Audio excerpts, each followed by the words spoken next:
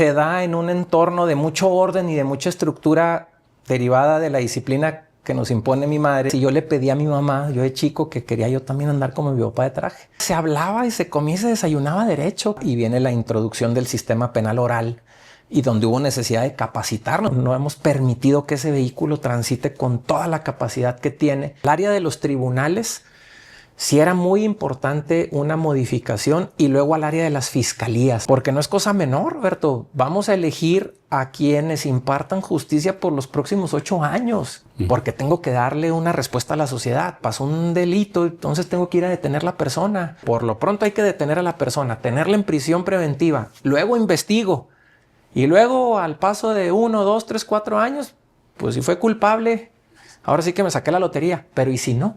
Lo peor que le puede pasar a la justicia es que esté contaminada de aspectos económicos y políticos. Es un adversario político, hay que tenerlo en la cárcel para entonces así dar el mensaje a la sociedad de justificar.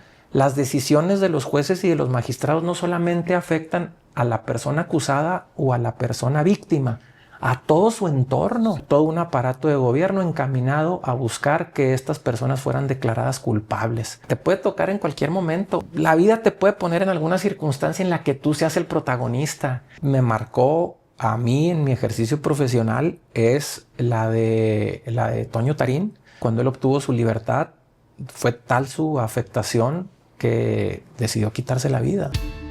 La Mera Neta con Roberto Mantilla. ¿Qué tal, amigos? Bienvenidos a La Mera Neta, un placer saludarles. Y hoy me encuentro en unas instalaciones diferentes. Hoy nos recibió nuestro amigo Héctor Villasana Ramírez. Héctor, ¿cómo andamos por acá?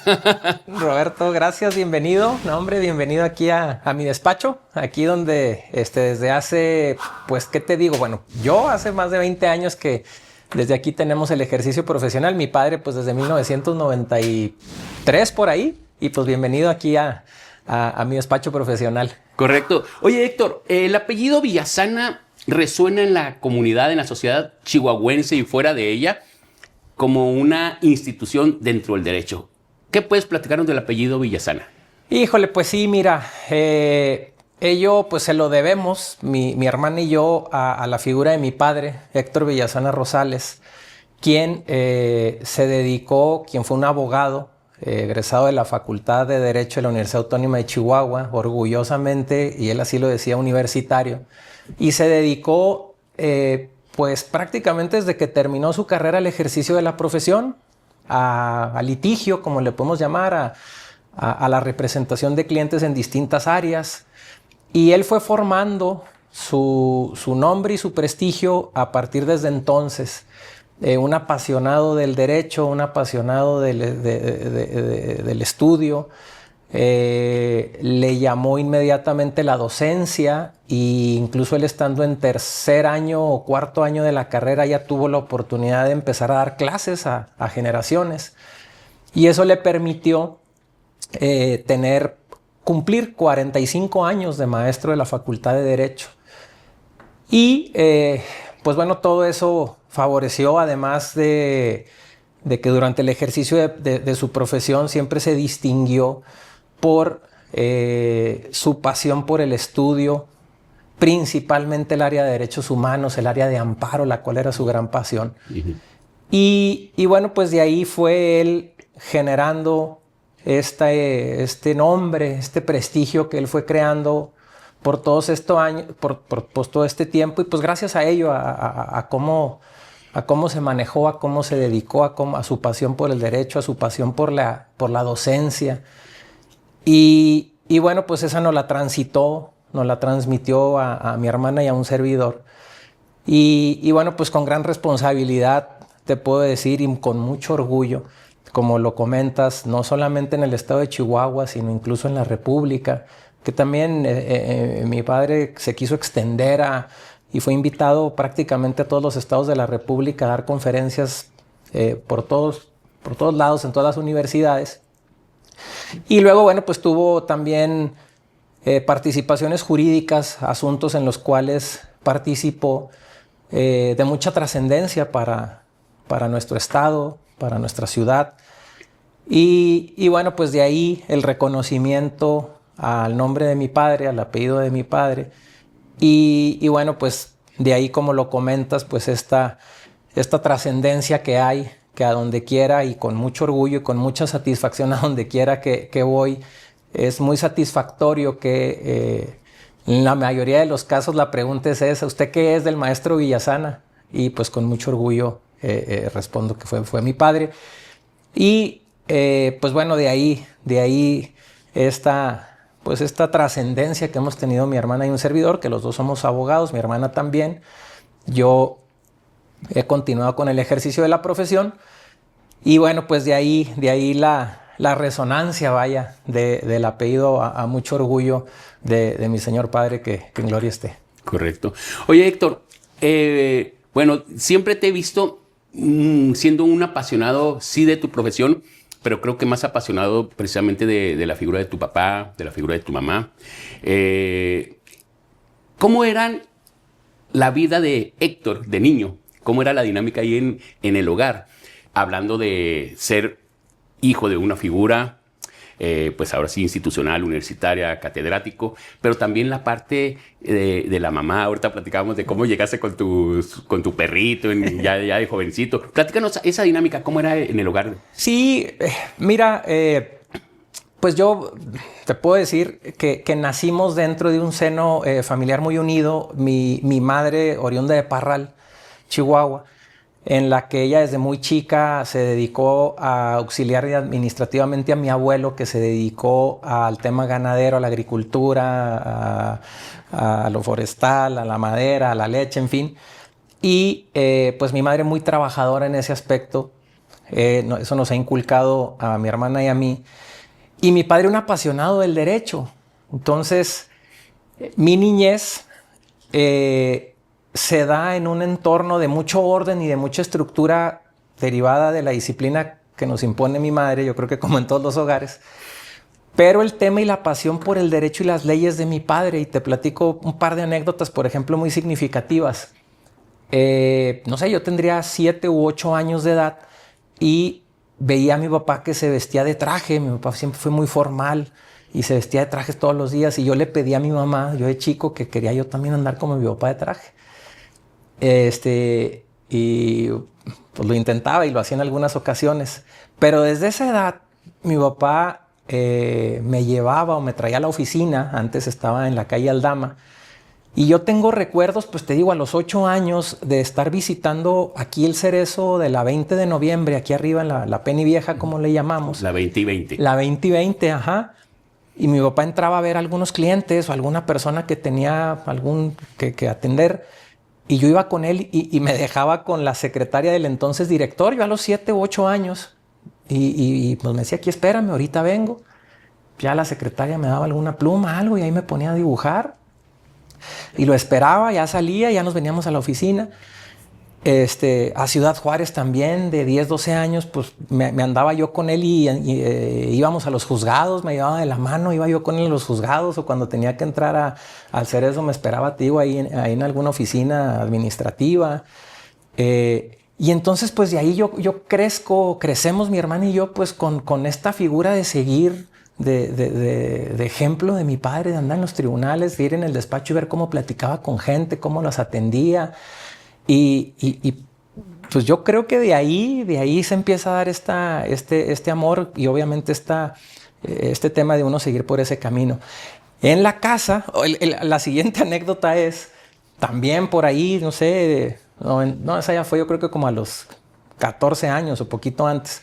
Antes muchos de los asuntos se tenían que ir a ver a la Ciudad de México, a la Suprema Corte de Justicia de la Nación. Un día yo acompañé a mi padre allá y me deja fuera de una de las oficinas, ahí en la Suprema Corte de Justicia de la Nación. Él entra a ver el asunto y pues pasan yo creo que horas, y me quedo dormido ahí en una de las sillas seguramente de la corte en la Ciudad de México. Sale mi papá y yo recuerdo ya cuando me trae en brazos, yo creo que tendría unos 10, 12 años, ya me despierto afuera de la Suprema Corte. Entonces te digo, esa fue la dinámica en la que crecimos mi hermana y yo. Y luego ya en la pues adolescencia, ya conforme íbamos creciendo, pues las pláticas en la casa eran de derecho. Mi padre llegaba y compartía sus experiencias en el litigio, en los asuntos que llevaba en ese momento, platicando con mi mamá, con nosotros o con sus amigos abogados que iban y lo visitaban, ¿no? Y que a la postre, pues lógicamente conocíamos y se hacían reuniones ahí en la casa. Y entonces esa dinámica, pues se surtía en la casa, se hablaba y se comía y se desayunaba derecho prácticamente. No había tema que mi papá no revisara el periódico, viera la televisión, la noticia y se comentara desde el punto de vista legal. Y así crecimos mi hermana y yo. Esa fue nuestra dinámica dentro de pláticas jurídicas, dentro de expedientes, dentro de temas apasionantes del derecho. Y bueno, ya conforme estamos, por ejemplo, en la escuela, pues ya era muchísimo más interesante porque ya podíamos intervenir nosotros, mi hermana y yo, en estas pláticas, ¿no? de los temas ya que teníamos un poquito más de conocimiento del tema. Entonces, desde el punto de vista de cómo fue en el aspecto académico, vamos a decirlo, pues fue de esa manera. También, pues, mi papá fue un apasionado de los deportes. Yo, por ser el varón, pues anduve muy, muy pegado con él. Me transmitió la pasión que él tenía desde el béisbol, del básquetbol. Él fue, además de jugador directivo, también de la Asociación Estatal de Básquetbol, de béisbol. Y entonces, pues en esa dinámica se fue dando el ya interno, el seno familiar en la relación con mi padre. Luego tuve la gran fortuna en la Facultad de Derecho, de tenerlo como maestro. Órale. En la Cátedra de Derechos Humanos, de Garantías Individuales y luego Amparo. Entonces, pues imagínate, y luego en la maestría también. Entonces, pues esa es la dinámica que viví durante mi niñez, adolescencia, en el seno de mi padre. Correcto. Ahora, ahí, por ejemplo, con Yolanda, tu mamá. ¿Cómo era papá? Me imagino, pues con ese prestigio tenía mucho respeto. Pero casi siempre los hombres a veces tenemos una imagen hacia afuera, pero ya adentro del matrimonio pues ya es otra cosa. ¿Cómo le iba tu papá ahí con Yolanda? Sí, no, bien, tenían una muy buena relación. Mi madre fue muy comprensiva y muy solidaria con mi padre porque pues tenía que salir a trabajar, tenía que salir fuera de la ciudad, tenía que viajar.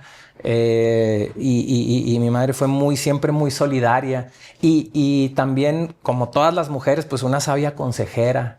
Siempre recuerdo yo perfectamente, incluso hasta discusiones sanas dentro del seno familiar, en donde pues mi madre daba su punto de vista a mi papá sobre ciertos temas, sobre ciertas declaraciones, sobre ciertos temas luego álgidos. Mi padre fue muy combativo y muy libre en el ejercicio de la profesión, y eso le trajo, no quiero decir enemigos, no, pero bueno, en su momento pues señalamientos y situaciones que luego al seno familiar pues daban miedo, daban temor. Mi mamá pues en algún punto sí trataba de cuidar eso. Oye, Héctor, pues es que ten cuidado, mira los niños, tal o cual asunto, mira, tal o cual situación con gobierno del estado, etcétera. Pero muy solidaria en ese aspecto y por lo general pues siempre se hablaba en el seno de la casa de la circunstancia particular y como bien lo dices, sí hubo veces en que ahí sí perdió mi papá varios amparos sí. En casa, sí. Pero sí, digo, afortunadamente se daba esa relación, y como todo hombre requiere de una gran mujer, yo estoy seguro que mi padre tenía en mi mamá una gran mujer que no solamente le ayudaba en el aspecto de nuestra formación, sino a él le auxilió en crecer y desarrollarse profesional y personalmente como lo fue. Correcto. Fíjate que para mí en lo particular, y creo que en muchas experiencias que he conocido de amigos, ese aporte de la mujer, aunque aparentemente no tienen una vida profesional dedicada a la misma carrera de su pareja, siempre genera un equilibrio y una fortaleza para la figura del hombre. A veces, ya ves que siempre se había dicho, ¿no?, que detrás de un gran hombre hay una gran mujer. Y me parece que sí, en el sentido que es realmente el soporte, ¿no? Cuando trae uno conflictos ahí a veces de pareja, no puede brillar o no puede rendir igual. Y creo que ese fue el caso de tu papá. Ahora, algo que me llama mucho la atención, Héctor, es que a veces los papás queremos imponer nuestra profesión, o se utilizaba eso antes, imponer nuestra profesión para nuestros hijos. En el caso de tu papá no fue así. Tu papá los llevó a que se enamoraran ustedes. Sí, completamente. Y no estoy tan seguro si lo hizo sin querer, vamos a decirlo, ¿va? Porque fue muy respetuoso en ese aspecto. Sí, nos llevó porque es lo que él hacía, con mucha pasión, y entonces nos fuimos enamorando de la carrera de Derecho. Pero fue muy respetuoso en las decisiones que teníamos que tomar en su momento. Y te platico, por ejemplo, mi mamá me insistía mucho que yo estudiara la carrera de medicina. O sea, hijo, es que yo te veo perfil de médico. Y yo, madre, me veo sangre y me desmayo. No puedo ser yo médico. ¿Cómo se le ocurre? Y sí, yo en algún punto tuve mis dudas antes de entrar a la carrera de Derecho de si verdaderamente era lo que yo quería hacer o solamente lo estaba haciendo por seguir los pasos de mi padre. Y cuando tuve esa plática con él, recuerdo perfecto que me dice, mira, hijo, entra a la Facultad de Derecho, haz el examen, antes era anual, ingresa. Si no te gusta la carrera de Derecho, si inicias y ves que no es lo que tú quieres, pues buscamos algo que te guste. No te voy a forzar, no te sientas presionado, haz el examen y vamos viendo si es lo que verdaderamente quieres. Y así fue. Presento mi examen de admisión de la UACH, ingreso, admito, entro a primer año de Derecho. Y me abrazó la carrera desde el primer momento, desde que ingresé. Tuve muy buenos maestros en primer año. Recuerdo con cariño al maestro al maestro Toniel Acosta en Derecho Civil y algunos otros maestros en primer año.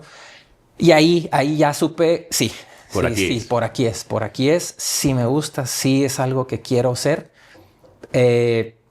Pero fue eso, verdaderamente, te digo, mi padre sí trató como dices tú, nos enamoró de ella, pero sí fue cuidadoso de que, y con mi hermana fue lo mismo, a ver. Respetuoso, ingresamos y ya, ahora sí que lo demás es historia, como se dice, ¿va? Correcto. Ahora, no sé si recuerdas, Héctor, yo en la primaria me tocó ser hijo de maestra, ¿no? Y para mí era mucha presión. No me quiero imaginar cómo pudiera haber sido ya a nivel universitario. Estar en la carrera, ser hijo de uno de los catedráticos y que en cierto momento él fue tu maestro directamente. ¿Cómo lo viviste tú y tu hermana? ¿Cómo lo vivieron? Sí, fíjate, sí era una gran responsabilidad. Yo compartí generación con varios hijos de maestros. Y sí, a ver, luego hasta mis amigos de generación, pues luego se hacían los comentarios, ¿verdad? Pues tú no tienes problema, pues es que te van a, pues por tu papá, en fin.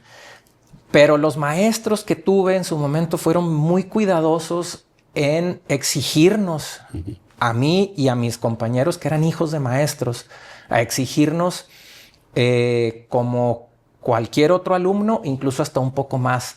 Y luego uno sentía la gran responsabilidad de que éramos, pues yo era hijo del maestro Villasana. Cuando llegaba yo a la toma de lista y tomaban los maestros lista, Villasana Ramírez Héctor, ¿qué es del maestro Villasana? Es mi papá. Ah, muy bien. Y ahí yo sentía una gran responsabilidad. Pues imagínate. Y los maestros nos exigían y me exigían, ¿verdad? Por lo que tenía que ser, y es cosa que les agradezco mucho. Incluso en los exámenes finales, que eran orales, y creo que todavía lo son algunos maestros abrían la puerta, entraba yo al examen y salían, y a ver, quien quiera entrar al examen de Héctor, pásenle. Para evitar cualquier señalamiento que nunca lo hubo. Mis compañeros, tuvimos una generación extraordinaria, la 99-2004. Pero sí, fue una gran presión. Yo sentía una gran responsabilidad de no defraudar, ¿verdad? El apellido, el nombre. Y mi padre también siempre fue muy exigente en ese aspecto de la escuela, ¿verdad? Que estuviéramos al corriente, que no faltáramos, de las calificaciones, cómo te fue, que no entiendes, cómo te fue aquí, cómo te fue allá. Entonces, tío, fue un gran reto. Y luego muy bonito, ¿eh? Porque cuando llego a cuarto año de Derecho, pues se da esta situación de que me toca de maestro, ¿verdad? Y en cuarto y quinto año. Y ahí sí, mi papá y el maestro José Chávez Aragón hicieron un convenio que nos daban los dos en un cuarto año. Dijeron, lo que se saquen, decía mi papá, lo que se saquen con Chávez Aragón se van a sacar en mi clase. Y el maestro Chávez Aragón, lo que se saquen con el maestro Villasana se van a sacar conmigo. Y esa fue una dinámica, eso fue una experiencia increíble el tenerlo de maestro. Y en la maestría también, pero sí, fue una exigencia, que tuve de cursar la carrera con mi padre como maestro de 40 años de muchas generaciones. Pero mis maestros también les agradezco en el alma que hayan sido exigentes conmigo. Correcto. Bueno, sales de la carrera, ya tienes 20 años como abogado. ¿Cómo ha sido ese transitar, Héctor? Platícame cómo fue que te iniciaste y no sé si recuerdas tus pininos dentro ya del derecho. Sí, mira, yo cuando tuve primer año de la carrera y fue en la tarde. Entonces yo me empecé a incorporar ya a trabajar formalmente en el despacho a partir como de tercer año de la carrera. Ya que ya me empecé a incorporar al despacho y yo les platico a mis compañeros socios y a los muchachos que nos ayudan aquí como pasantes, pues yo iba a los juzgados a tomar antes los acuerdos, porque antes se tenía que ir al juzgado, se tenía que pedir el expediente, se tenía que transcribir el acuerdo, porque no había todas las herramientas tecnológicas que hay ahora. Había que transcribir, regresar al despacho, pasarlo en la computadora y pasárselo a mi papá para que él lo revisara y nos diera los siguientes pasos que había que hacer. Ahí empezar a aprender a hacer algún escrito, etcétera. Y ahí fue como me empecé a incorporar, ir a hacer los trámites pues que son necesarios, ¿verdad? Ir a tramitar unas copias, a tramitar algún oficio a los juzgados. Y pues de a poco empecé a aprender lo que es ya el ejercicio de la profesión, ya en la práctica, ya en el terreno de lo profesional en los juzgados, el toparte con ir a pedir un expediente a las compañeras, a las muchachas que prestan el servicio, el pasar con un secretario para ir a que se elabore un oficio, etcétera. Y a partir de ahí, entonces, pues empecé desde tercer año de la carrera y fui aprendiendo muy rápido. Y luego, pues la gran fortuna de tener la experiencia de mi padre, que cuando había un tema, pues mira, vas aquí también los socios que en aquel momento, recuerdo al licenciado Juan Francisco Orozco, que también fue un socio que tuvo mi papá. Y fue como empiezas a aprender pues a la redacción de los escritos, a qué hacer, a qué sigue, al trato con el cliente, en fin. Y a partir de ahí, pues ya me empecé a incorporar de lleno al terreno profesional, okay. Tanto en el área de los juzgados locales como en el área de amparo, que era lo que más llevaba mi papá. Tuve esa gran fortuna de que en cuarto año de la carrera, pues yo ya tenía mucha noción de desde dónde estaban los juzgados, qué se tenía que hacer, cómo se tramitaba un expediente, qué seguía.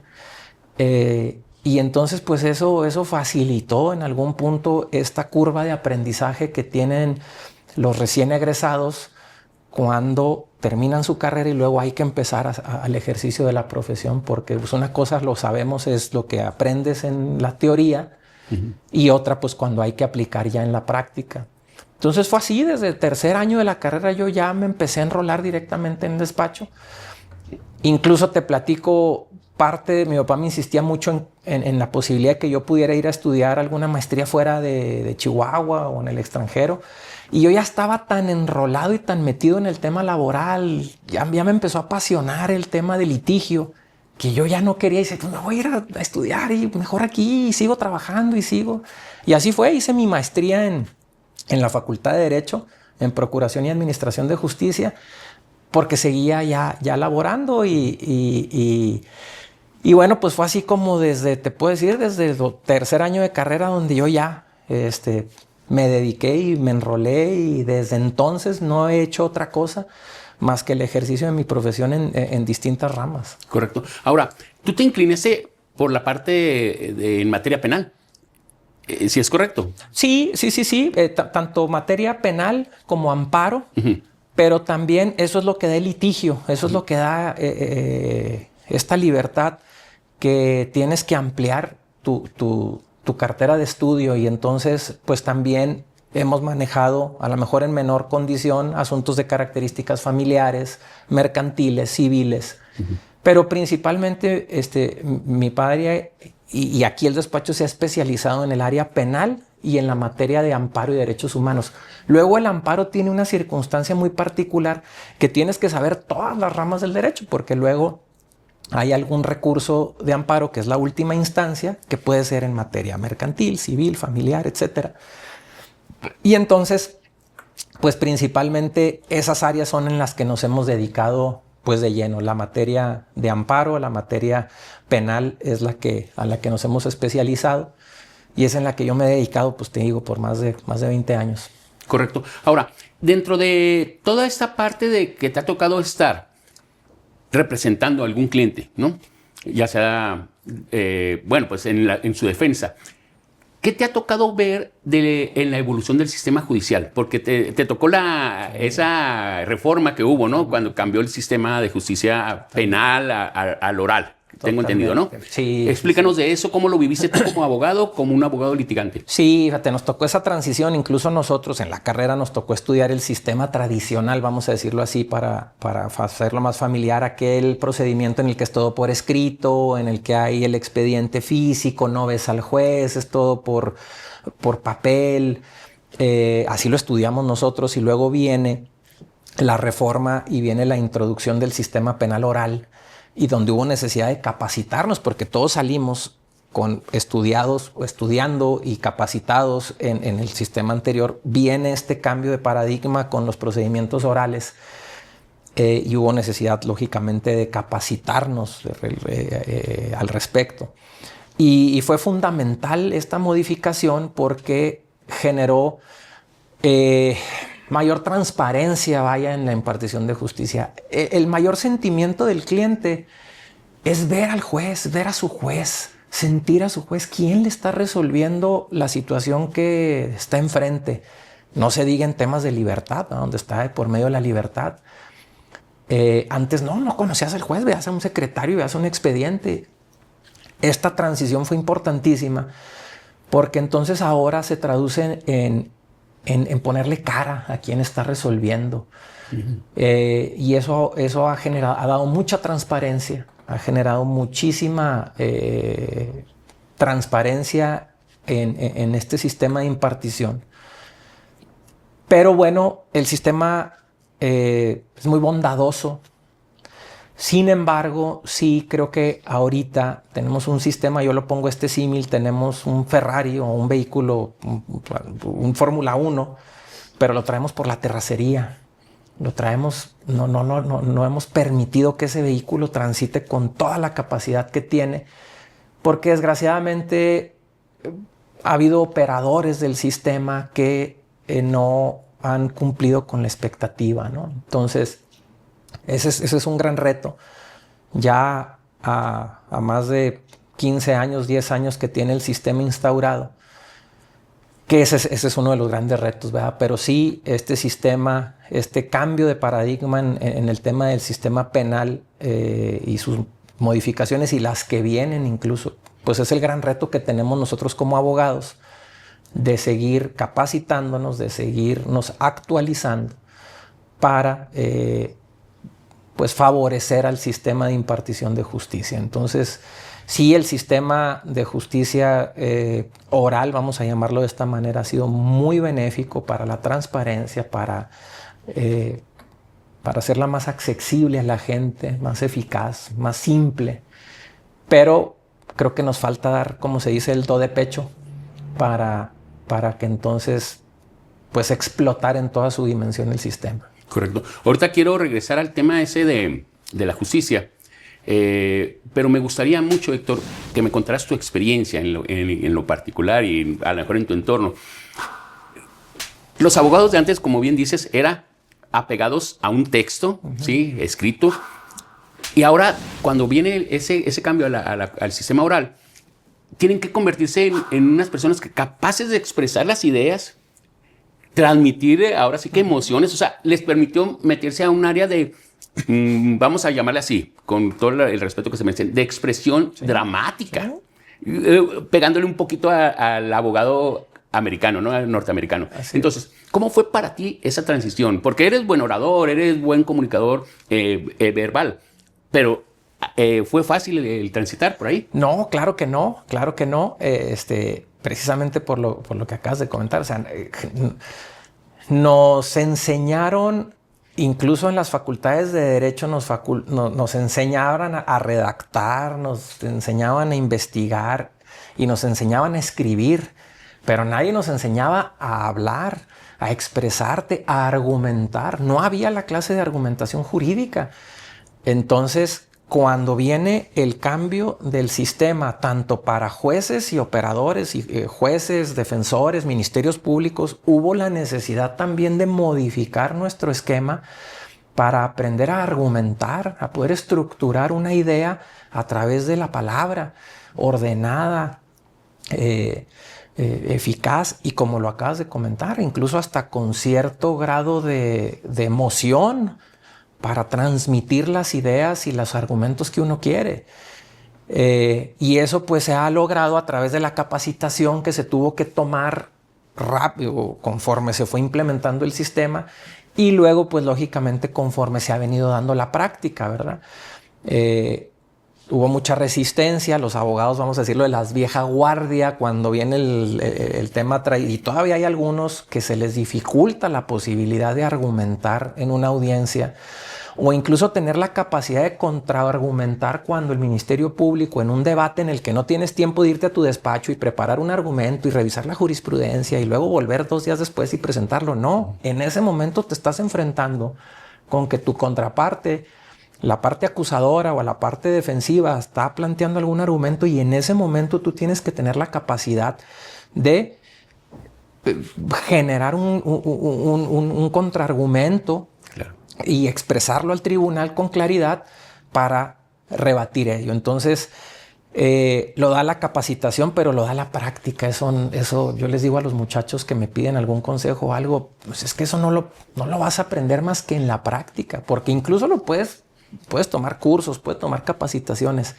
Nunca va a ser lo mismo a cuando ya estás enfrentándote en una audiencia en la que está de por medio los intereses de tu cliente y tienes ahí la obligación de generar un argumento sólido, entendible, sustentado en jurisprudencia, en la ley, para representar los intereses. Entonces, pues ha sido la práctica, obviamente alimentada de la capacitación, para generar esta posibilidad de ser competitivo, vamos a decirlo así, en el área de litigio en materia oral. Correcto. Oye, pensando en cómo somos los hombres cuando tenemos que argumentar con la esposa, creo que esa puede ser una muy buena práctica, ¿no? Oye, ¿por qué llegaste tarde? Oye, y tienes que argumentar por qué y cómo y todo ese asunto, ¿no? Sí. Voy a llegar tarde o voy a salir con mis amigos. A ver, ¿y a dónde vas? Y empieza el cuestionamiento, ¿no? Oye, yo tengo mi esposa, por supuesto, Verónica, que adoro, con quien forma una familia muy sólida. Mis 2 hijas, tengo una hija de 13 y de 13 y 11 respectivamente. Y son los debates y los argumentos más sólidos que tengo que llevar en casa, ¿verdad? Por lo que tú dices, pues hay que hablar, papá, y déjame hacer esto, y por qué no, sí. Entonces, como bien lo dices, en casa es donde también practica uno la argumentación jurídica, sin duda. Sí. Oye, y luego tus 2 hijas están entrando a esa etapa de los permisos, de tratar de, ahora sí que confrontar a los papás para obtener algo. Y lo bueno que tenemos los papás es que cuando no queremos negar un permiso, podemos todavía decir, porque soy tu papá, o eran otros tiempos. Sí, sin duda. Y fíjate que ya ahorita también la cultura hasta de los hijos, pues es del cuestionamiento. Antes yo me acuerdo con mi papá y mi mamá, pues era un no y te quedabas con él, ¿verdad? Sí. Ahora ya hay esta cultura y es buena. O sea, han cambiado las dinámicas del cuestionamiento, ¿verdad? Oye, papá, ¿por qué no? Y sí, en algún punto llega uno a eso, ¿verdad? Ese argumento mata todo porque soy tu papá y eso es lo que es. Pero sí, pues han evolucionado la dinámica también educativa de la familia. Uh-huh. Y también es parte de lo que uno le quiere enseñar. Yo lo veo así de mis hijas, enseñarles, ¿verdad? A ver, tampoco no es un tema de ser autoritario, sino de explicarles y entender el porqué de alguna decisión, ¿verdad? Por tu bien, es porque aquí estás muy chica, etcétera, ¿eh? Todavía no tienes la madurez suficiente, etcétera. Y bueno, pues no, ahora entiendo a mi mamá y a mi papá, ¿verdad? Pues ahora nos toca ese papel de educar a nuestros hijos y de hacer lo que hicieron con nosotros, ¿verdad? Con una responsabilidad mayor, porque ahora el acceso a la información que se tiene a través de los teléfonos, de las tablets, de la televisión, entonces los niños están cada vez mucho más informados y también es una responsabilidad que tenemos ahí en ese aspecto. Correcto. Oye, Héctor, bueno, vamos regresándonos un poquito a lo del sistema de justicia. Vino aquella reforma del sistema para convertirlo oral y ahora viene una reforma en la que el Poder Judicial se renueva por elección popular. Primero que nada, me interesaría saber tu opinión al respecto, porque ha sido controversial, ¿no? Ha tenido tintes partidistas. Hay gente que apoya al gobierno actual y al del sexenio anterior y que, pues, con ojos cerrados dicen, esto es lo mejor. Y hay gente que es un poquito más objetiva, pero que se le tacha que, por ser contraria al gobierno, no está de acuerdo. Tú en tu óptica como un especialista del derecho con más de 20 años de experiencia viviendo del mismo, ¿cuál es tu opinión respecto a esta reforma que se dio? Sí, mira, sí era muy importante que se llevara a cabo una modificación al sistema de impartición y de procuración de justicia, al área de los tribunales. Sí era muy importante una modificación y luego al área de las fiscalías. Luego la gente no distingue muy bien y todo lo llevamos a los jueces. Tenemos el área de las fiscalías que son las que investigan, las fiscalías generales de los estados, la Fiscalía General de la República, que son las que investigan los delitos. Ahí hay una cirugía mayor que hay que hacer que será materia de otros temas, no se ha hecho. En el sistema de tribunales y de jueces también es indispensable, era indispensable, sigue siendo indispensable hacer una reestructura para hacer la justicia más accesible, más simple, más eficaz, no tan burocrática. Pero de ninguna manera, desde mi óptica, esta era la manera de hacerlo. El problema no estaba en los jueces ni en cómo eran electos, sino el problema está más abajo. Yo ahorita hago esta reflexión. Si esta cantidad de dinero que se está utilizando para implementar la reforma, para las elecciones, para etcétera, la hubiéramos invertido en crear más juzgados, en crear tecnología para efecto de facilitar muchísimo la impartición de justicia, hubiéramos generado un avance mucho mayor de lo que vamos a hacer con esta reforma del tema de elegir jueces. Ahí no está el tema. Por el contrario, se está sacrificando perfiles muy valiosos que tienen una carrera judicial desde toda su vida, que tienen mucha experiencia en la partición de justicia y entonces ahora muy probable, o algunos de ellos probablemente ya tengan que salir. Entonces, yo en su momento y hasta la fecha no estoy de acuerdo con la reforma en los términos en la que está planteada. Se hicieron las defensas jurídicas que se tenían que hacer, no prosperaron, la Corte ya la validó. Y entonces ya tenemos que dejar atrás ese tema, ¿verdad? O sea, a ver, ya no tiene ningún sentido discutir cómo fue, cómo la hicieron, si no se discutió. Estas son las reglas que tenemos. Y entonces, bajo estas reglas, ahora lo que nos corresponde al foro de abogados y a los que estamos inmiscuidos en esto, pues es participar de ella. Porque la crítica, la queja que se tiene en el exterior es ¿qué jueces van a llegar? Y se habla, tú lo ves en la calle, dices es que van a llegar los jueces sin capacidad, sin experiencia, etcétera, ¿sí?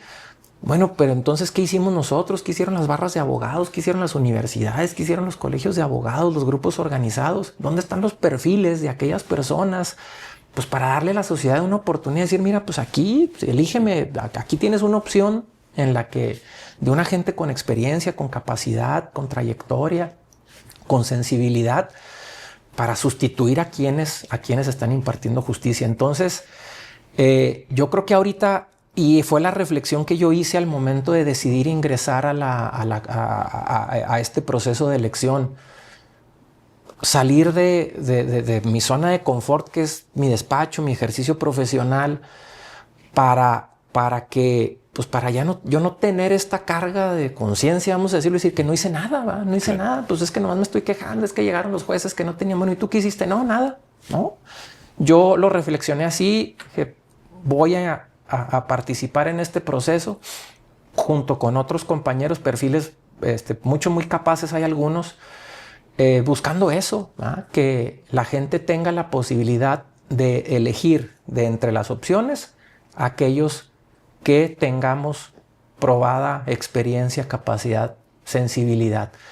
Porque no es cosa menor, Roberto. Vamos a elegir a quienes impartan justicia por los próximos 8 años. Sí. La gente luego no le ha caído el 20 de la dimensión de lo que viene. Y no nos podemos equivocar porque no hay con que a los 3 años este juez ya no me gustó y vamos para otra elección.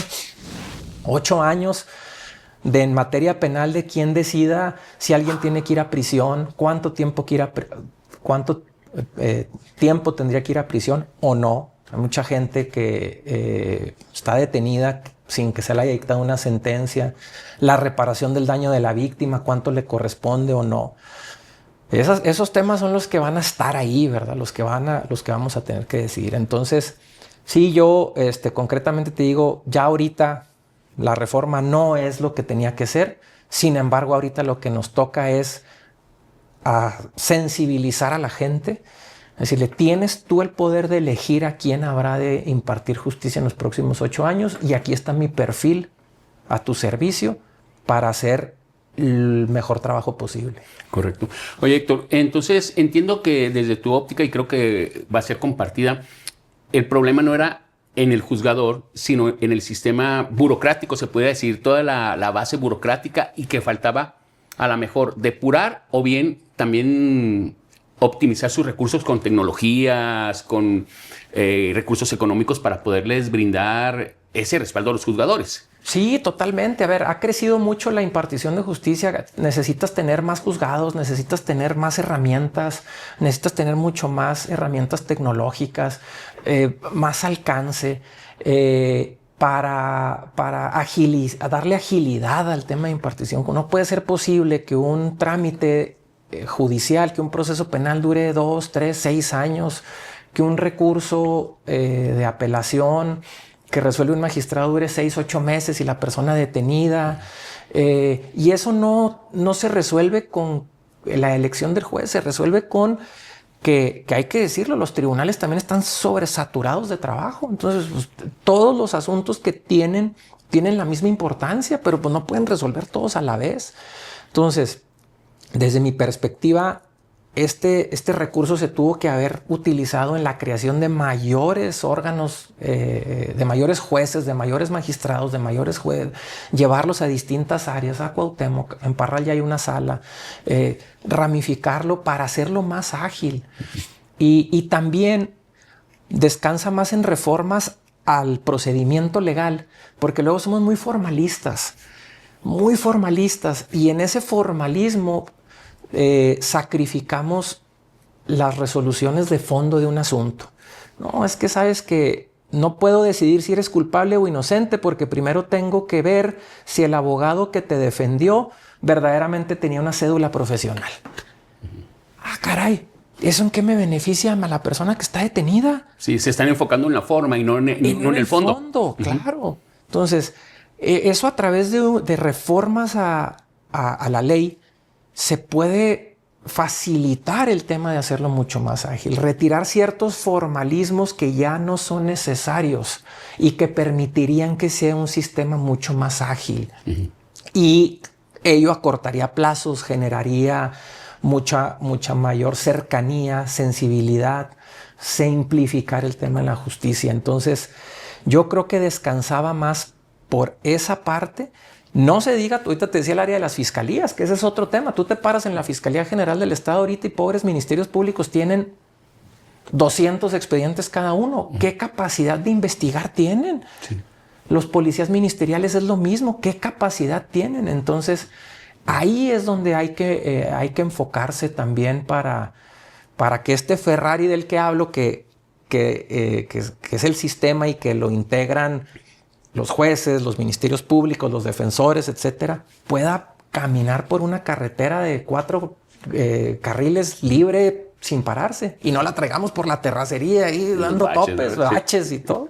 Okay. Oye, Héctor, eso es bien importante lo que mencionas, por ejemplo, de lo que hacen las fiscalías, los ministerios públicos, los agentes estatales y federales, porque, bueno, desde mi ignorancia, ¿no? Yo no soy para nada experto en el derecho, pero sí, para mí, la impartición de la justicia inicia desde ahí. Muchas personas luego han llegado a criticar a jueces por una sentencia que dan, pero resulta que a veces es porque ha sido carente de elementos por parte de la fiscalía que le ha aportado, pero también ha sido no por culpa del Ministerio Público en sí, o sea, puede ser porque no tienen los elementos, no tienen los recursos, no tienen el tiempo o simple y sencillamente tienen que llevar a la vez muchos casos y la gente dice, es que no se impartió justicia, es que en México hay un sistema muy injusto. Bueno, pues sí, pero también no recae nomás en los jueces. No recae tampoco en los abogados, o sea, recae en todo el sistema desde que se va y se presenta una denuncia. Sí, definitivamente. Mira, hay una estadística en México, el 5 o 6% de los delitos son los que se denuncian. ¿Por qué? Porque la gente pierde confianza en las instituciones para poder que se les pueda impartir justicia y descansa en eso, en la dificultad que tienen, primero desde que llegas a presentar una denuncia y las dificultades que una persona se encuentra en las fiscalías de los estados, no se diga en la General de la República, para ir a presentar una denuncia. Y luego en el procedimiento de investigación, burocrático, lento, tedioso, que genera por supuesto una tardanza, que esa tardanza provoca pues que lógicamente se dificulte el esclarecimiento de un hecho, porque entre más pasa el tiempo, pues más difícil es llegar con la persona que pudo haber cometido un delito, ¿sí? Y luego si a eso le agregas las capacidades, pocas capacidades económicas, tecnológicas y humanas que tienen las fiscalías, pues entonces se te hace pues un caldo de cultivo precisamente para la impunidad. Entonces decimos, es que sale libre fulano de tal, es que no castigan a sutano de tal. Pues sí, lo que pasa es que el sistema no está diseñado o no ha operado de la manera que debe de ser para el fin que está diseñado, por precisamente falta de capacidad tanto humana, tecnológica, material. Y entonces eso provoca que incluso un maestro de la Facultad de Derecho nos decía que el fin no justifica los medios. Entonces, ¿qué hacemos? Primero detengo, porque tengo que darle una respuesta a la sociedad. Pasó un delito, entonces tengo que ir a detener a la persona y luego la detengo y luego la investigo ya detenido. ¿Por qué? Porque no genero la posibilidad de investigar para luego detener.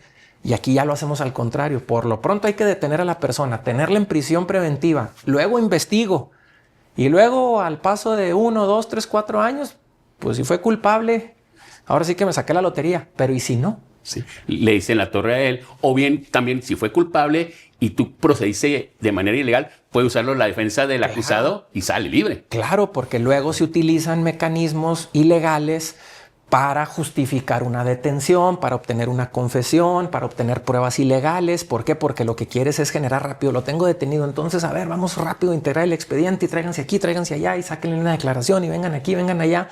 Y luego se dejan de lado reglas que son indispensables para llegar al objetivo que es el esclarecimiento de los hechos y el impartir justicia, porque el fin no justifica los medios, ¿verdad? Entonces, cuando vemos que hay una sentencia absolutoria porque dentro del proceso se violaron los derechos humanos de la persona acusada, pues eso fue responsabilidad de todo el sistema. No se le puede cargar la mano al juez de que él tenga que validar una sentencia o un procedimiento que fue obtenido de manera ilegal, porque eso tampoco es en beneficio de la víctima. Sí. Y desgraciadamente luego la cómoda es pues culpa de los jueces, ¿verdad? Es que el juez lo soltó. Es que el juez lo liberó. Es que los jueces corruptos, que esa ha sido luego la dinámica o la narrativa que se dio. Es que los jueces. A ver, volteemos a ver a las fiscalías también. Oye, resulta que aquí torturaste, resulta que aquí te metiste a una casa sin orden de cateo, detuviste a una persona sin orden de aprehensión, la prueba que obtuviste la obtuviste de manera ilegal. Eso de ninguna manera es admisible, ¿verdad? Entonces, ese es un pendiente que se tiene que resolver. Sí, y todo eso realmente afecta a la impartición de la justicia, porque México tenemos, si mal no recuerdo, un 99% de impunidad a nivel federal, a nivel todo el país. 99% quiere decir que solamente el 1% de los delitos que se cometen se pagan. Sí. Ahora, Héctor, ahorita que mencionas de que a veces las fiscalías están siendo forzadas, tanto las estatales como la Fiscalía General, a dar resultados rápidos, es por cacaraquear el huevo y ya es un tema de tipo político, porque a veces vienen las presiones políticas del Ejecutivo, que es de donde dependen las fiscalías. ¿Qué opinión al respecto, Héctor, de estas presiones políticas que hay en la impartición de justicia en nuestro país? Lo peor que le puede pasar a la justicia es que esté contaminada de aspectos económicos y políticos. Y yo creo que el peor, siendo los dos, es el político, porque entonces empiezas a utilizar la justicia como herramienta o como arma política. Lo hemos visto y yo lo he vivido cuando se utiliza el sistema de justicia como forma de gobierno, para desactivar políticamente a un adversario político, para justificar un plan de gobierno. Porque al contaminar la justicia de estas circunstancias, pones en riesgo precisamente la llegar a la verdad histórica y verdaderamente la impartición de justicia.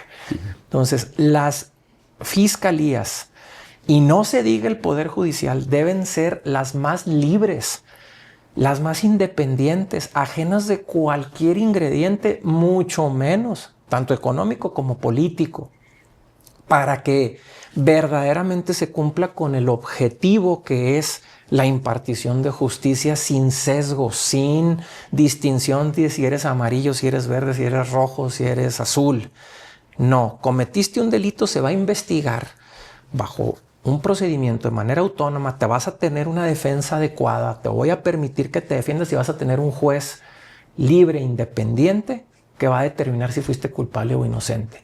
Pero no bajo un ingrediente que te digan, es que este es un adversario político, hay que tenerlo en la cárcel para entonces así dar el mensaje a la sociedad de justificar. Entonces, desgraciadamente en México se han utilizado las fiscalías, los poderes judiciales con fines políticos, y eso también ha favorecido a la crítica al tribunal y a los jueces y magistrados, porque los ha habido jueces de consigna, magistrados de consigna, que no resuelven en base a la prueba que el Ministerio Público y la defensa aportaron, resuelven bajo otros tipos de intereses. Y eso es muy, muy, muy delicado, Roberto, porque están en juego vidas de las personas. Sí. En materia penal están las decisiones de los jueces y de los magistrados, no solamente afectan a la persona acusada o a la persona víctima, a todo su entorno. Sí. A todo su entorno, a sus hijos, a su esposa, a su familia, a su madre, a todo el entorno de esa trascendencia. Entonces, debemos privilegiar porque al Poder Judicial lleguen gentes libres, llevemos gentes que no tengamos ningún otro interés más que el impartir justicia de manera independiente, libre, bajo nuestra convicción. ¿Te puedes equivocar? Sí, yo lo he dicho. Me podré equivocar, por supuesto. Somos humanos. Pero para eso hay un sistema de recursos. Pero que te equivoques no por otras circunstancias, sino por que ese es tu criterio y eso es lo que tú valoraste. Pero no porque alguien te dijo que resuelvas o tal o cual sentido. Correcto. Ahora, Héctor, de eso, con toda libertad, si no quieres hablar de esto, es respetable.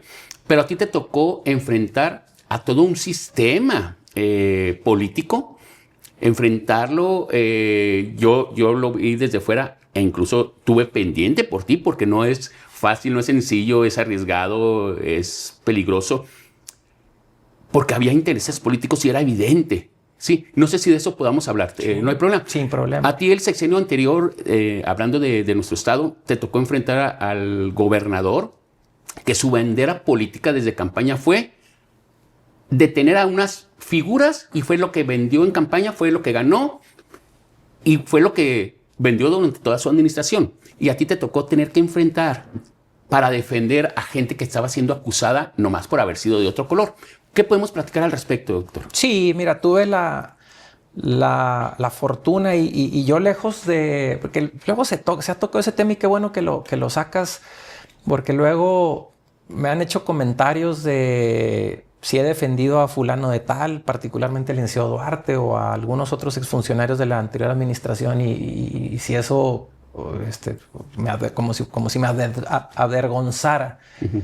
Pero por el contrario, fíjate, eso para mí fue un reconocimiento a la labor y al trabajo que hemos hecho como litigantes, porque todas estas personas que estuvieron con problema jurídico y detenidas en la anterior administración, vieron o buscaron y encontraron en nosotros un despacho profesional que las representara dignamente. Teniendo tantas opciones en el Estado y en el país, decidieron que tu servidor y el equipo de abogados que represento lo hiciéramos. Entonces eso, lejos de ser eso, fue una gran admiración para nuestro trabajo. Y entonces así lo asumimos como tal, de llevar a cabo unas defensas técnicas, jurídicas, ajenas desde del aspecto político. Fue muy complicado encontrarnos con todo un aparato de gobierno como defensa, todo un aparato de gobierno encaminado a buscar que estas personas fueran declaradas culpables. Jueces de consigna, magistrados de consigna, investigaciones armadas dirigidas específicamente para que las personas fueran presentadas públicamente como culpables. Se vendió toda una estrategia mediática para establecer que estas personas que habían participado en la administración del licenciado Duarte habían realizado tales o cuales hechos. Y sí, nos tocó enfrentar a todo el sistema jurídico, llámese fiscalía y llámese poder judicial. Y afortunadamente, poco a poco hemos logrado, a través de las defensas que hemos llevado de cada uno de los clientes que nos dieron la confianza, irlas llevando a buen puerto, demostrando en los tribunales y a través de una serie de recursos jurídicos que hemos interpuesto que estas investigaciones pues no tienen sustento en los hechos. Yo no soy quien para determinar públicamente lo que se estuvo diciendo. Sin embargo, dentro de los expedientes jurídicamente no ha habido una sentencia condenatoria dictada en los tribunales. Y eso es lo que se busca, sí, llegar a la verdad histórica, que se castigue a los responsables, pero cumpliendo con todos los requisitos y procedimientos legales que tienen a su alcance. No a través de venganzas y a través de la aplicación de todo el sistema. Entonces, también me tocó desde ese aspecto vivir esta circunstancia, también temiendo incluso por nuestra integridad, que estaba muy polarizado la situación. Pero afortunadamente, haciendo nuestro trabajo de manera adecuada, hemos salido perfectamente avantes, incluso hasta con el reconocimiento de la sociedad de nuestro trabajo. Y eso es precisamente lo que yo pongo en la mesa, ¿verdad? Esta libertad de mi ejercicio profesional, ahora desde la perspectiva de la impartición de justicia, porque sé y he vivido lo que es enfrentar a un juez y a un magistrado que no está resolviendo conforme a criterios jurídicos, sino a criterios estrictamente políticos. Oye, Héctor, no, tengo entendido que te tocó estar representando, por ejemplo, a Marcelo González. Así es. ¿Verdad? Marcelo así González Tachiquín. Marcelo, me tocó escucharlo. A él me tocó conocerlo porque él fue secretario de Educación. Pero después de que pasó todo este proceso, él menciona que hay un Marcelo antes y un Marcelo después porque sí le pegaron, y eso es lo injusto de esa situación, de que sí le pegaron a su vida en muchos sentidos, a su familia fue muy golpeada, y ya la basura o las manchas que te dejan por estas corruptelas políticas es muy difíciles de borrar y es volver a tener que rehacer tu vida. Es complicado y a veces perdemos de vista lo que mencionabas ahorita, que se están afectando familias y sus entornos. ¿Qué te ha tocado ver, sin decir nombres, qué tiene, en la persona de esos señalamientos políticos que han sido víctimas? ¿Cómo los has visto? ¿Cómo ves sus ojos? ¿Cómo ves su interior en el proceso? No, a ver, esto nos ha permitido ver precisamente ese antes y después de la afectación que sufrieron muchas de las personas que fueron sujetas a estas injusticias, a estos excesos que se llevaron a cabo. Nos ha tocado ver cómo cambió radicalmente su estructura, su familia, su persona, psicológicamente, cómo afectaron a sus hijos, cómo afectaron su núcleo laboral, porque el estigma desgraciadamente se les ha quedado. Y ya ahorita el señalamiento que se dedicaron 5 años a realizar sobre las personas, y no solamente sobre estas personas que son mediáticas, sobre todas las personas que están detenidas y luego obtienen su libertad, hay un señalamiento, hay un estigma de la sociedad sobre ellos que los cargan toda la vida. Uh-huh. Y en este caso en particular afectaron vidas enteras. La que más me marcó a mí en mi ejercicio profesional es la de Toño Tarín, que fuimos conocidos cuando él obtuvo su libertad. Fue tal su afectación que decidió quitarse la vida. O sea, a ese grado llega la afectación que se provoca por decisiones políticas y no jurídicas. Entonces, claro que hay un antes y después, y eso es lo que un juzgador, estás juzgando a un par, tienes una responsabilidad muy grande de estar juzgando a tu semejante, bíblica incluso. Sí. Entonces, lo mínimo que puedes hacer es hacerlo con sensibilidad y con empatía y con justicia, pero nunca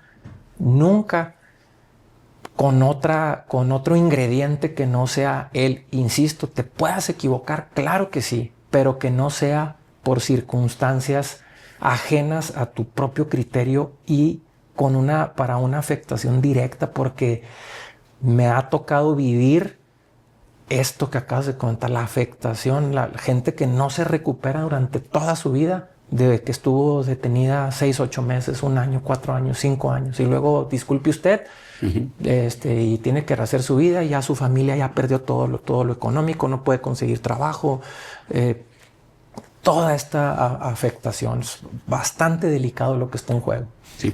A ver si después hay oportunidad de hablar y ahondar un poquito en ese tema, pero fíjate que la sociedad a veces nos gusta quemar en leña verde al que mediáticamente señalaron sin argumentos todavía, sin un proceso jurídico, sin elementos jurídicos, como bien mencionas.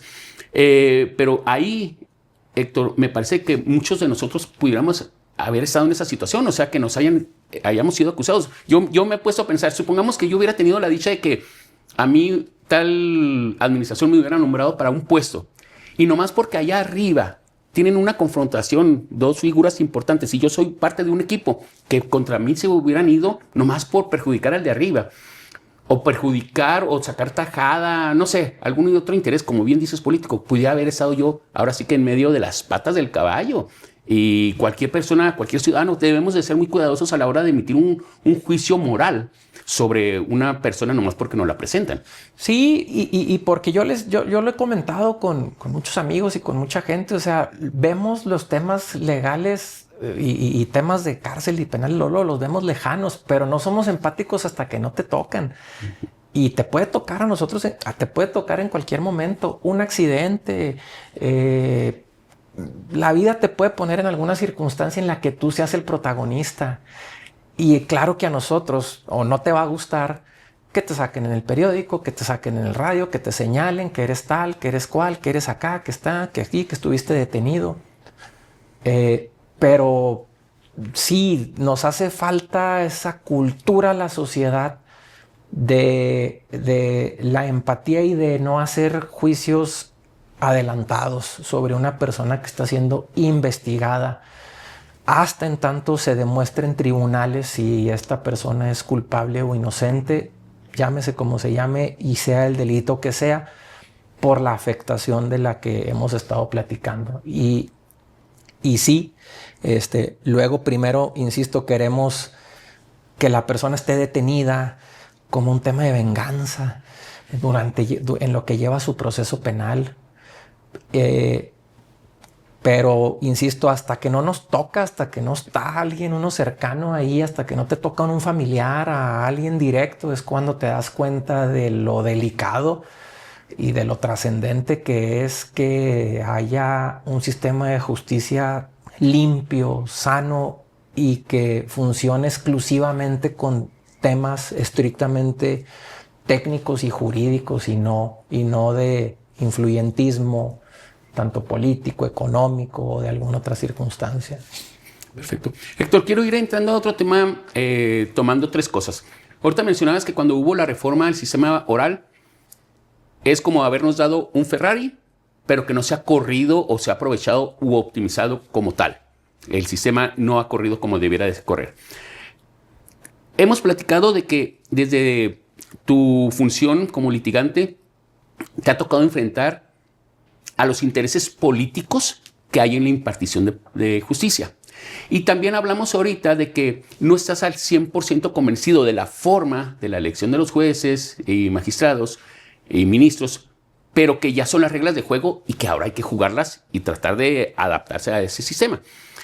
Vas como candidato aspirando a ser magistrado en materia penal. Platícame por qué decidiste involucrarte y cómo ha sido este proceso. Sí, mira, hago una reflexión profunda de ya una vez que sale la convocatoria para participar y hago la reflexión que te comentaba ahorita. A ver, ¿qué sigue? ¿Qué sigue para nosotros? ¿Qué legado le quiero, qué ejemplo le quiero dejar a mis hijas el día de mañana? Incluso te digo ¿qué diría mi padre ahorita? ¿Qué me diría mi papá si lo tuviera enfrente? ¿Qué le diría? Y en esa reflexión yo decido participar. Bueno, voy a participar. Quiero ser magistrado en materia penal porque considero que tengo la experiencia, los conocimientos, la sensibilidad y todo el perfil para ser un buen magistrado penal. Y es así como decido participar en el proceso, ingresar mi papelería y empezar este peregrinar que fue el procedimiento que hasta tómbola estuvo inmiscuida. Y fue por ello, porque yo me siento con la experiencia tanto de vida profesional para poder darle ahora a la sociedad desde el área de impartición de justicia, devolverle o hacer algo de lo que yo he vivido durante todo este tiempo. Siempre me he dedicado al área de litigio, es cierto, siempre me he dedicado pero conozco las áreas de oportunidad que tiene el Poder Judicial que te da el estar desde este lado. Conozco lo que le duele a la gente, que no conocen al magistrado, que no los escuchan, que no hay sensibilidad, no hay empatía, son expedientes, son números. Y nosotros, yo pretendo darle cara al expediente porque lo vivo. Yo le tengo que dar la cara a mi cliente, es decir, cuando hay una resolución que dicta un magistrado, un juez, le tengo que dar la cara. Entonces yo quiero llevar eso y quiero poner eso, ese perfil de ser un magistrado de puertas abiertas, de escuchar a las partes, de tener sensibilidad, tener apertura, hacer la impartición de justicia eficaz, simple, sencilla. Tengo sentencias dictadas por jueces y magistrados que son 120 hojas. ¿Cómo le explicas al cliente? ¿Cómo le lees un expediente de 100 hojas donde determinan si es culpable o inocente? Las resoluciones van dirigidas a ellos, no a mí. Luego son documentos de lucimiento personal, cuando tienen que ser sensibles, accesibles. Entonces, por eso es que decido participar en el procedimiento y poner, insisto, mi perfil, porque creo que tengo la capacidad, estoy seguro que tengo la capacidad, tengo la experiencia para ser el mejor magistrado penal del estado de Chihuahua.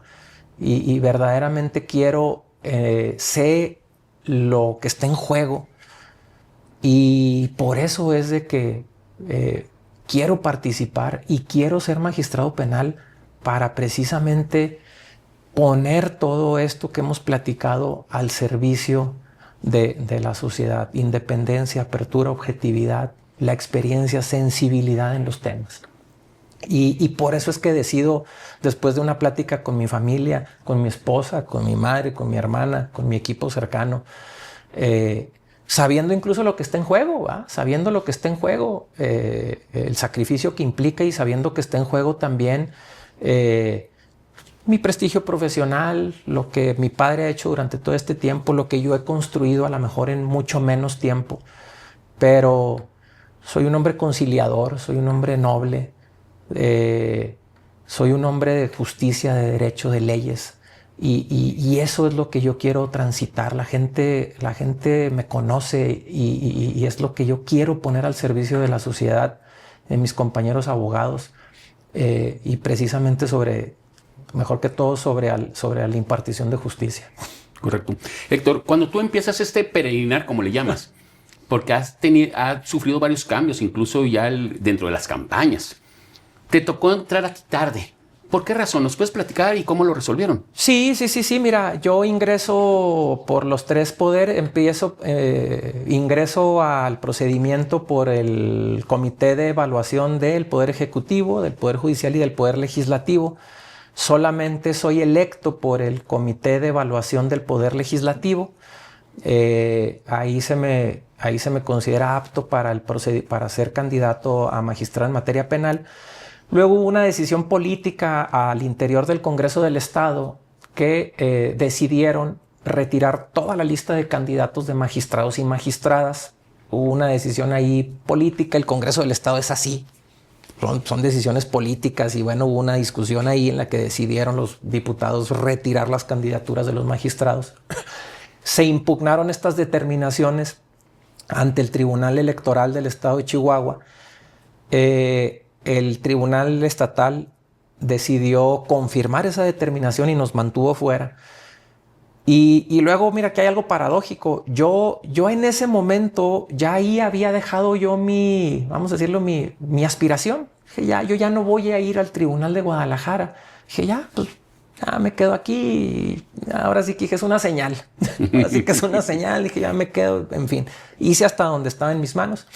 Sin embargo, hubo un grupo de abogados y abogadas que siguieron la ruta hasta el tribunal en Guadalajara, que está la sala regional en Guadalajara, y llevaron la impugnación de esa decisión. Y como el Tribunal de Guadalajara decide revocar esa determinación y que nos incorporaran a todos la lista de magistrados.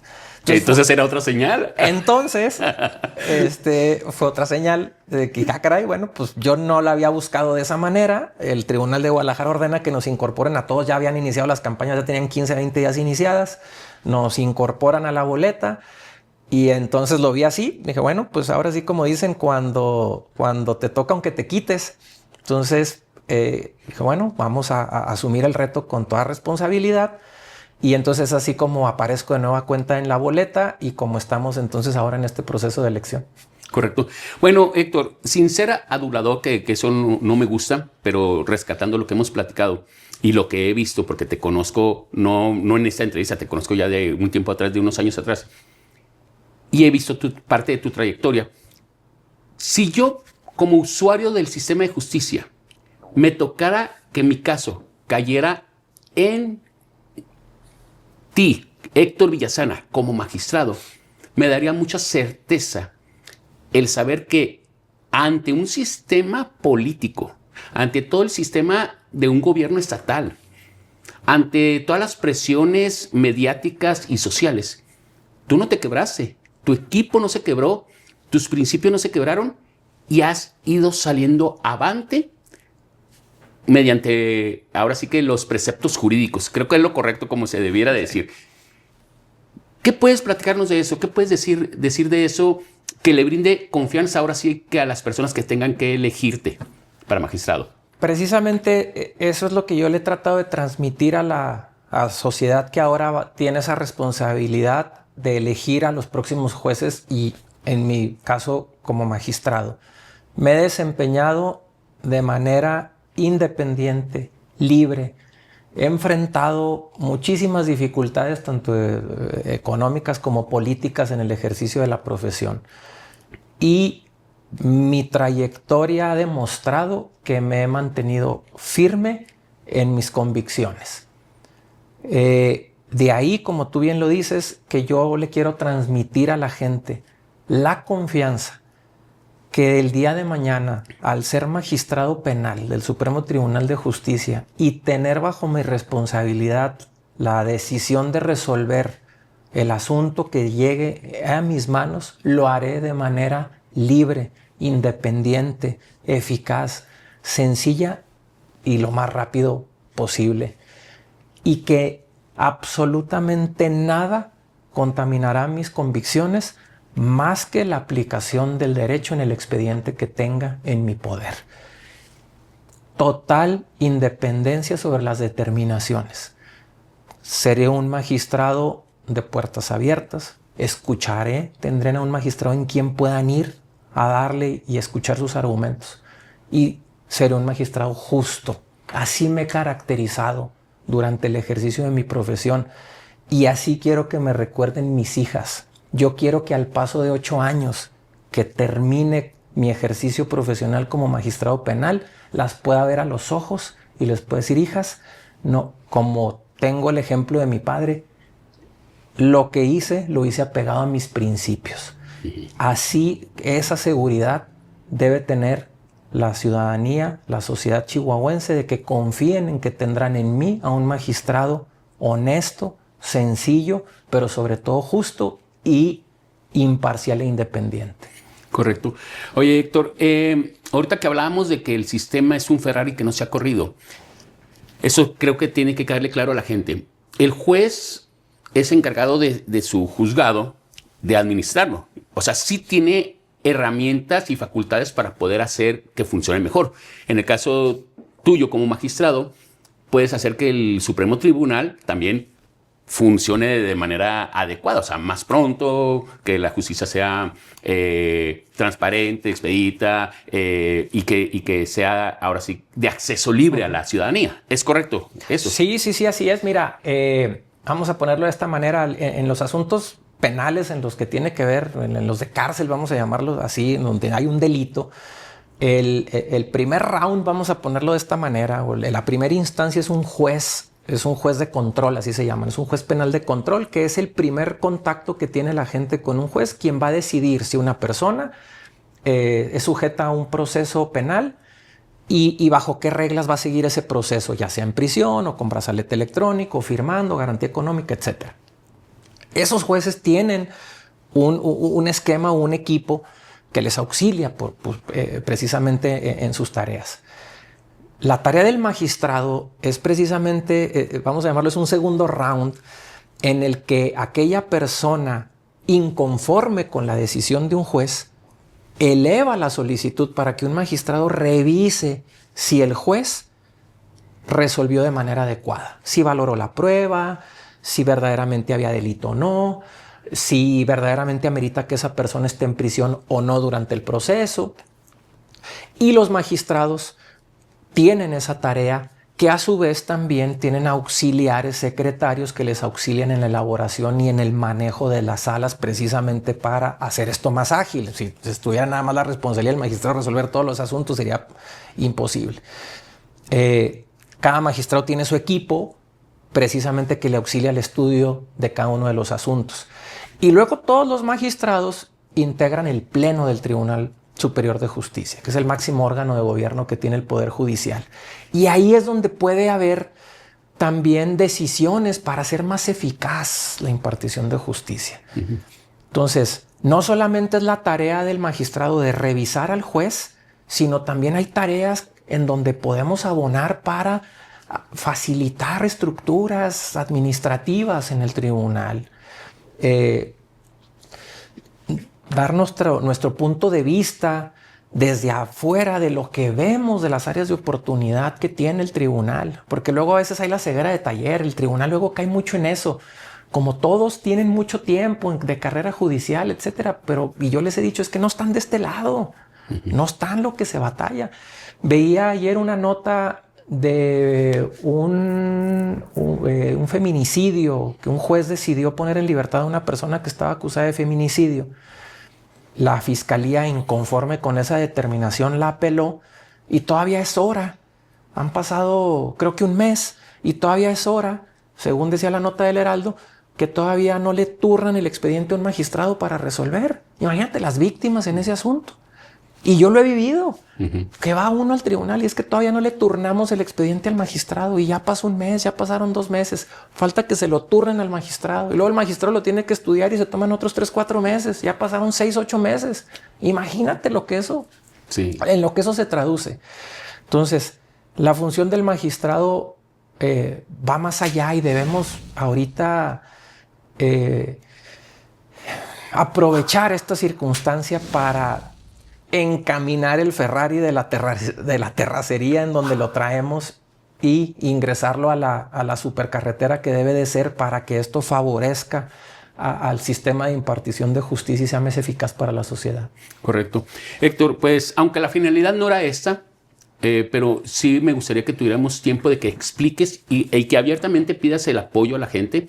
Yo te quise hacer la entrevista por la amistad que tenemos, por la relación, que luego quiero que volvamos a tener otra entrevista y que veamos casos con el permiso de las personas que se pueda y ver cómo es nuestro país con esos intereses que hemos hablado.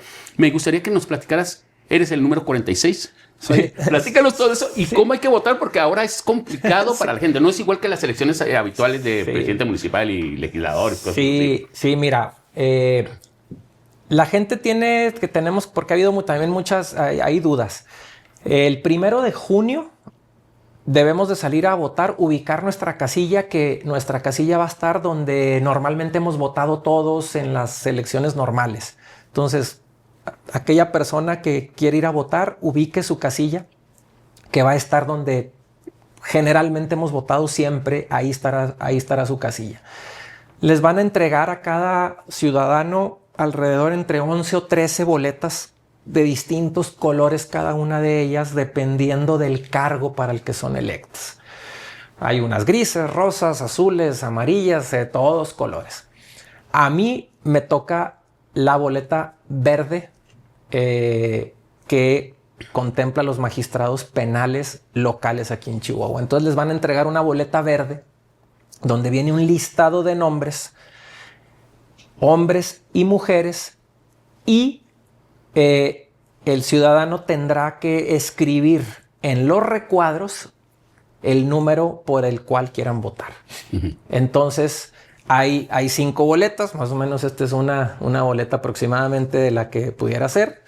Yo sé que es muy chica, pero a ver si la podemos poner digital. Sí, explícala. Es una boleta, tenemos los 5 recuadros que tiene para poner números, mujeres y hombres, y en mi caso, yo soy el número 46 de la boleta. Entonces, el ciudadano que quiera votar por un servidor tiene que escribir el número 46 en el recuadro.